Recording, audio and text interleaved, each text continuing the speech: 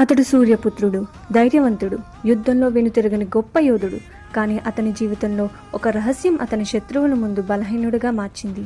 ఆ రహస్యం ఏంటో తెలుసుకోవాలంటే ఈ కథ చివరి వరకు చూడాల్సిందే. అతడు సూర్యపుత్రుడు అయిన జీవితమంతా సూతపుత్రుడిగా బ్రతకాల్సి వచ్చింది. కర్ణుడు నిజానికి ఒక రాజకుమారుడు. పాండవుల తల్లి అయిన కుంతీదేవి అతని తల్లి. కర్ణుడు పాండవులందరికంటే పెద్దవాడు. అయితే ఈ విషయం కర్ణుడికి తెలియదు. అతని తల్లి పుట్టిన వెంటనే అతన్ని నదీ ప్రవాహంలో వదిలేసింది.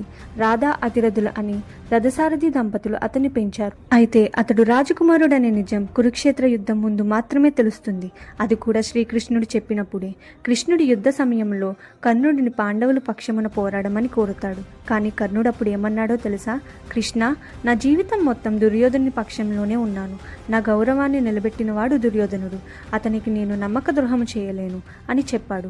ఇది కర్ణుడి జీవితంలో అతని ధైర్య, నిబద్ధత, విశ్వాసం గురించి చెప్పే ఒక అద్భుతమైన ఉదాహరణ. కర్ణుడు తన రక్త సంబంధికులు ఎవరో తెలుసుకున్నా కూడా స్నేహం కోసం, స్నేహితుడికిచ్చిన మాట కోసం అధర్మం వైపు నిలబడి పోరాడి యుద్ధంలో వీర మరణాన్ని పొందాడు. ఓకే ఫ్రెండ్స్, ఇలాంటి గొప్ప కథలు తెలుసుకోవాలంటే వెంటనే మన ఛానల్ని సబ్స్క్రైబ్ చేసుకోండి.